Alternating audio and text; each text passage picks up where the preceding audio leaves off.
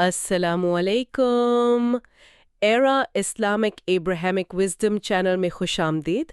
آج ہم جناب ظہیر احمد میر کی کتاب the foundation of Islamic jurisprudence سے ایک بہت ہی اہم دستاویز پر گہری نظر ڈالیں گے۔ یہ کتاب کی جلد اول ذیلی جلد سوم حضرت عمر بن خطاب رضی اللہ عنہ کا حصہ ہے۔ اور گفتگو شروع کرنے سے پہلے برائے کرم ہمارے چینل کو سبسکرائب کریں، اس ویڈیو کو لائک کریں اور اپنے دوستوں کے ساتھ بھی شیئر کریں۔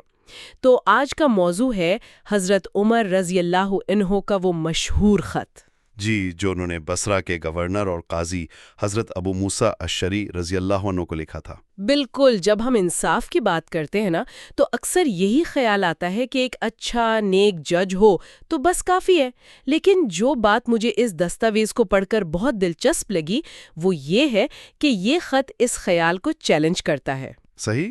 یہ کہتا ہے کہ انصاف صرف کسی شخص کے کردار پر نہیں بلکہ ایک مضبوط اور واضح طریقہ کار پر کھڑا ہوتا ہے۔ بالکل یہی نقطہ ہے۔ تو آج ہم یہی سمجھنے کی کوشش کریں گے کہ یہ خط صرف کچھ نصیحتیں کیوں نہیں بلکہ اسلامی تاریخ کا پہلا باقاعدہ تحریری عدالتی آئین کیوں سمجھا جاتا ہے۔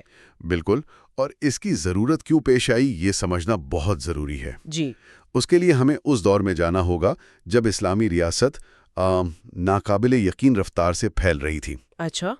عراق، شام، مصر جیسے بڑے اور تہذیبی طور پر بہت مختلف علاقے اسلامی ریاست کا حصہ بن چکے تھے، اور ان سب علاقوں میں انصاف کی فراہمی کے لیے نئے جج مقرر ہو رہے تھے۔ جی، اب چیلنج یہ تھا کہ ہر جج کا تعلق ایک مختلف پس منظر سے تھا اور ہر نئے صوبے کے اپنے رسم و رواج تھے۔ اچھا، تو یعنی یہ خطرہ تھا کہ انصاف کا معیار ہر شہر میں الگ الگ ہو سکتا تھا، کوفہ میں کچھ اور، دمشق میں کچھ اور۔ بالکل یہی خطرہ تھا۔ اگر ہر جج اپنی سمجھ بوجھ یا مقامی روایات کے مطابق فیصلے کرتا تو انصاف میں وہ یکسانیت ختم ہو جاتی۔ جس سے لوگوں کا اعتماد بھی کم ہوتا ہوگا۔ ظاہر ہے، اس سے نہ صرف لوگوں کا عدالتی نظام سے اعتماد اٹھ جاتا بلکہ ریاست کی بنیادیں بھی کمزور پڑ جاتی۔ حضرت عمر رضی اللہ تعالی عنہ نے اس انتظامی خلا کو محسوس کیا۔ انہوں نے سمجھا کہ انصاف کو شخصیات کی پسند و ناپسند سے نکال کر اصولوں اور قوانین کے دائرے میں لانا ہوگا، تاکہ ہر عدالت چاہے وہ کہیں بھی ہو ایک ہی معیار پر انصاف دے۔ بالکل، یہ خط اسی سوچ کا عملی نتیجہ ہے۔ تو آئیے اس خط کے ان اصولوں کو ایک ایک کر کے دیکھتے ہیں۔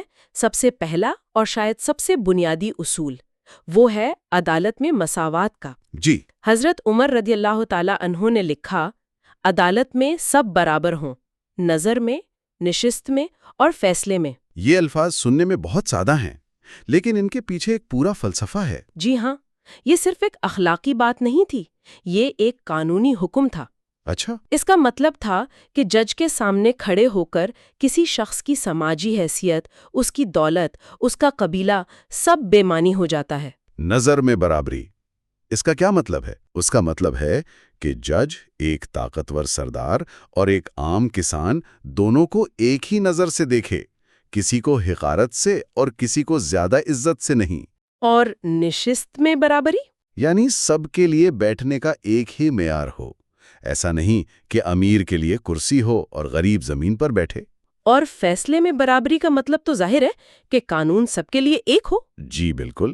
یہ بات مجھے بہت دلچسپ لگی کہ یہ اصول صرف انصاف کرنے کے بارے میں نہیں ہے بلکہ انصاف ہوتا ہوا نظر آنے کے بارے میں بھی ہے۔ بالکل صحیح کہا آپ نے۔ یعنی عدالت کا ماحول ہی ایسا بنا دیا جائے جہاں طاقت اور کمزوری کا فرق ہی مٹ جائے۔ جی، اس سے کمزور آدمی کا حوصلہ بڑھتا ہے کہ وہ ایک طاقتور کے خلاف بھی آواز اٹھا سکتا ہے۔ صحیح۔ بالکل، جب ایک غریب اور بے بس شخص عدالت میں داخل ہوتا ہے اور دیکھتا ہے کہ معاشرے کے سب سے بااختیار شخص کو بھی کوئی خاص پروٹوکول نہیں مل رہا، اسے بھی اپنی باری کا انتظار کرنا پڑ رہا ہے۔ جی، تو اس کا خوف ختم ہو جاتا ہے، اس کا نظام پر اعتماد بحال ہوتا ہے کہ یہاں میری بات سنی جائے گی۔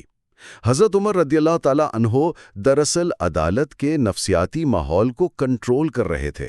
وہ یہ یقینی بنا رہے تھے کہ عدالت کا کمرہ ایک ایسی جگہ ہو جہاں صرف دلیل اور ثبوت کی طاقت چلے، سماجی حیثیت کی نہیں۔ یہ تو ایکوالٹی بیفور لا کا عملی مظاہرہ تھا، جو صدیوں بعد مغربی قوانین کا حصہ بنا؟ بالکل. ٹھیک ہے، تو عدالت میں سب برابر ہو گئے، لیکن اس برابری کا غلط استعمال بھی تو ہو سکتا ہے. کیسے؟ مطلب کیا اس سے یہ خطرہ پیدا نہیں ہوتا کہ کوئی بھی شخص کسی پر، خاص طور پر کسی کمزور پر، آسانی سے کوئی جھوٹا الزام لگا دے، یہ جانتے ہوئے کہ عدالت میں اس کی بات بھی اتنی ہی توجہ سے سنی جائے گی؟ آپ نے بالکل صحیح نقطہ اٹھایا ہے. کیا خط میں اس مسئلے سے نمٹنے کے لیے کوئی اصول تھا؟ جی ہاں، اور یہ ہمیں اس خط کے دوسرے انقلابی اصول کی طرف لے جاتا ہے، جو ہے ثبوت کی ذمہ داری کا اصول. اچھا. حضرت عمر رضی اللہ تعالی عنہ نے ایک تاریخی جملہ لکھا: البینہ علی المدعی والیمین علی من انکر. یعنی دعویٰ کرنے والے پر ثبوت ہے اور انکار کرنے والے پر قسم. واہ! یہ ایک سادہ سا جملہ ہے جس نے پورے عدالتی نظام کی بنیاد رکھ دی. اس نے معاشرے کو جھوٹے الزامات، بے بنیاد مقدمات اور افراتفری سے بچا لیا. اس کو تھوڑا مزید واضح کریں، اس کا عملی مطلب کیا تھا؟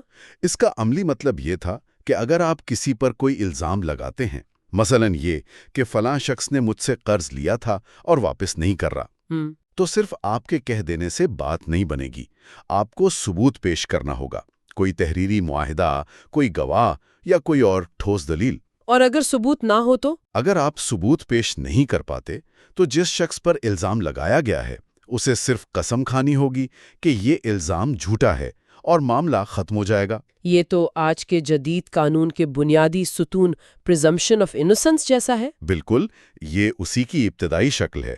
یعنی جب تک جرم ثابت نہ ہو جائے ہر شخص کو بے گناہ سمجھا جائے گا. الزام لگانے والے کو اپنا کیس ثابت کرنا ہے، نہ کہ ملزم کو اپنی بے گناہی. جی بالکل. اور اسی سے جڑی ایک اور بات جو میں نے پڑھی وہ گواہی کے معیار کے بارے میں تھی. صحیح. یعنی صرف یہ کافی نہیں کہ کوئی 2 گواہ لے آئے، بلکہ ان گواہوں کی ساکھ اور دیانتداری بھی پرکھی جائے گی. بالکل، اور یہ بہت اہم تھا. حضرت عمر رضی اللہ تعالی عنہ نے ہدایت کی کہ متعصب گواہی یعنی بائزڈ ٹیسٹمنی کو قبول نہ کیا جائے. متعصب گواہی سے کیا مراد ہے؟ یعنی اگر گواہ کا مدعی یا ملزم سے کوئی قریبی رشتہ داری، ذاتی دوستی یا دشمنی ہو جس کی وجہ سے اس کی گواہی غیر جانبدار نہ رہ سکے، تو ایسی گواہی کو رد کر دیا جائے. جی، مقصد یہ تھا کہ عدالتیں ذاتی دشمنیاں نکالنے یا فائدے حاصل کرنے کا اکھاڑا نہ بن جائیں.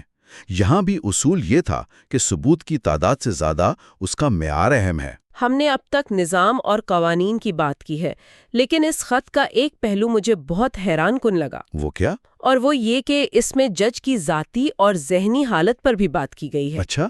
تھکن، بھوک یا کسی اور ذہنی خللچار کی حالت میں فیصلہ نہ کرو.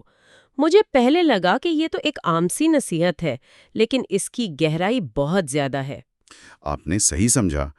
یہ اصول اس حقیقت کو تسلیم کرتا ہے کہ جج کوئی مشین نہیں، وہ بھی ایک انسان ہے. بالکل. اور انسانی جذبات، تھکاوٹ اور ذہنی دباؤ اس کے فیصلوں پر گہرا اثر ڈال سکتے ہیں. یعنی ایک جج جو غصے میں ہے، ہو سکتا ہے وہ غیر ضروری طور پر سخت سزا دے دے. جی، اور ایک جج جو تھکا ہوا ہے ہو سکتا ہے وہ کیس کی اہم تفصیلات کو نظر انداز کر دے. یہ اصول دراصل جوڈیشل ٹیمپرمنٹ یعنی عدالتی تحمل کے تصور کی بنیاد ہے. تو کیا ہم یہ کہہ سکتے ہیں کہ یہ جج کی ذہنی آزادی کو یقینی بنانے کی کوشش تھی؟ بالکل یہی بات ہے. یعنی جج کو صرف حکمران جیسے بیرونی دباؤ سے ہی نہیں، بلکہ غصے اور تھکاوٹ جیسے اپنے اندرونی دباؤ سے بھی آزاد ہونا چاہیے. بالکل. ایک پرسکون اور متوازن ذہن ہی حق اور باطل کے درمیان باریک لکیر کو دیکھ سکتا ہے. صحیح. اگر جج کا ذہن خود الجھا ہوا ہے تو وہ دوسروں کے الجھے ہوئے معاملات کو کیسے سلجھا سکتا ہے؟ اس لیے یہ ہدایت صرف ایک نصیحت نہیں بلکہ انصاف کی فراہمی کے لیے ایک لازمی شرط تھی. مطلب انصاف کے لیے صرف قانون کا علم کافی نہیں، ذہنی استحکام بھی اتنا ہی ضروری ہے. بالکل. اور اب اس اصول کی طرف آتے ہیں جو میری نظر میں اس خط کا سب سے انقلابی اور غیر معمولی پہلو ہے. جی. وہ ہے اپنی غلطی کو تسلیم کرنے کا اصول. ہم اکثر دیکھتے ہیں کہ اقتدار میں بیٹھے لوگ، خاص طور پر جج، اپنے فیصلوں کو اپنی انا کا مسئلہ بنا لیتے ہیں. جی ایسا ہوتا ہے. لیکن حضرت عمر رضی اللہ تعالیٰ عنہ نے اس سوچ کی جڑ کاٹ دی. انہوں نے لکھا، اگر تم آج کوئی فیصلہ کرو اور بعد میں غور و فکر سے تمہیں احساس ہو کہ تم غلط تھے تو حق کی طرف لوٹ آؤ، کیونکہ حق قدیم ہے اور حق کی طرف لوٹنا باطل پر اڑے رہنے سے بہتر ہے۔ یہ تو ایک بہت بڑی بات ہے۔ یہ واقعی ایک انقلابی تصور ہے، خاص طور پر اس دور کے لحاظ سے۔ یہ اصول قائم کرتا ہے کہ انصاف کا مقصد سچائی تک پہنچنا ہے، نہ کہ جج کی انا کی تسکین کرنا۔ اچھا، اگر ایک جج کو اپنے ہی فیصلے میں کوئی خامی نظر آ جائے تو اسے تسلیم کرنا کمزوری نہیں بلکہ نظام عدل کی طاقت کی علامت ہے۔ اس سے تو لوگوں کا اعتماد بڑھتا ہوگا کہ اس نظام میں سچائی کو ہر چیز پر فوقیت حاصل ہے۔ جی، یہاں تک کہ جج کے اپنے فیصلے پر بھی۔ اس اصول نے تو پھر اپیل اور نظر ثانی یعنی ریویو کے جدید نظام کی بنیاد رکھتی ہوگی۔ بالکل، اس کا مطلب یہی ہے کہ انصاف ایک جامد چیز نہیں بلکہ ایک متحرک عمل ہے، ایک سفر ہے، کوئی حتمی منزل نہیں۔ جی۔ اگر سچائی بعد میں بھی سامنے آئے تو اسے قبول کرنے کا دروازہ ہمیشہ کھلا رہنا چاہیے۔ یہ اصول عدالتی تکبر کو توڑتا ہے اور جج کو یاد دلاتا ہے کہ وہ بھی انسان ہے اور اس سے غلطی ہو سکتی ہے، اور غلطی کی اصلاح کرنا انصاف کے تقاضوں میں شامل ہے۔ بالکل۔ اس خط میں کچھ اور بھی اہم باتیں تھیں، جیسے اگر کسی معاملے میں قرآن و سنت سے براہ راست کوئی حکم نہ ملے تو کیا کیا جائے؟ کیا اس کے لیے کوئی رہنمائی تھی؟ جی ہاں، اس کے لیے قیاس یعنی اینالوجیکل ریزننگ کا اصول وضع کیا گیا۔ قیاس، اس کا کیا مطلب ہے؟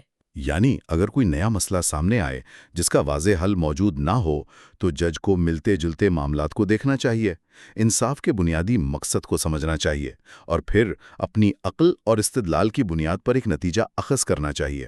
اچھا، اس سے قانون کو وقت کے ساتھ بدلتے ہوئے حالات کے مطابق ڈھالنے کی صلاحیت ملی۔ اور ایک اور بات، انصاف میں تاخیر نہ کرنے پر بھی زور دیا گیا تھا۔ جی، کیونکہ justice delayed is justice denied کا اصول تب بھی اتنا ہی اہم تھا جتنا آج ہے۔ جب ہم ان تمام اصولوں، مساوات، ثبوت کی ذمہ داری، جج کا ذہنی سکون، غلطی کی اصلاح اور قیاس کو ایک ساتھ دیکھتے ہیں تو ایک مکمل عدالتی نظام کی تصویر سامنے آتی ہے۔ جی، یہ حیران کن ہے کہ یہ سب کچھ 1400 سال پہلے ایک خط میں اتنی وضاحت سے بیان کر دیا گیا تھا۔ بالکل، اور اس کا مجموعی اثر یہ تھا کہ جج کو بے پناہ اختیارات دینے کے باوجود اسے قانون اور طریقہ کار کا پابند بنا دیا گیا۔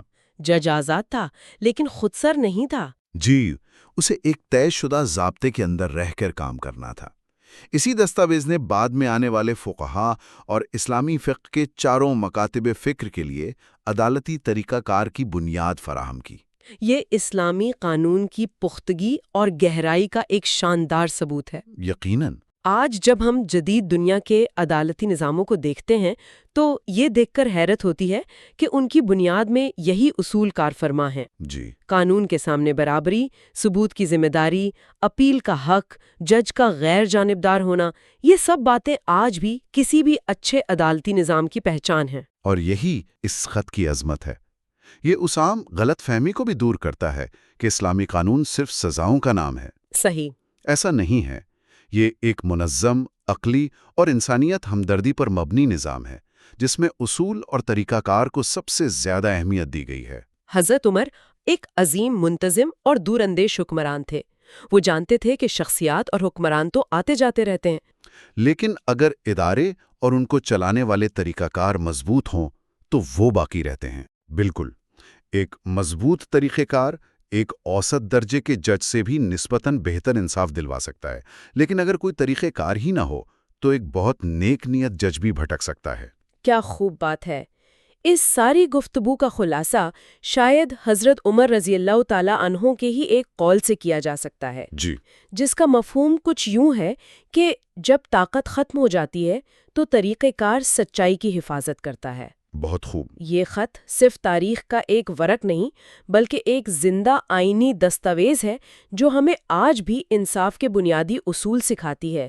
یہ یاد دلاتا ہے کہ ایک منصفانہ معاشرے کی بنیاد شخصیات پر نہیں، اصولوں پر ہوتی ہے۔ اور اسی نقطے پر میں اپنے سامعین کے لیے ایک سوال چھوڑنا چاہوں گا جس پر وہ غور کر سکیں۔ ضرور۔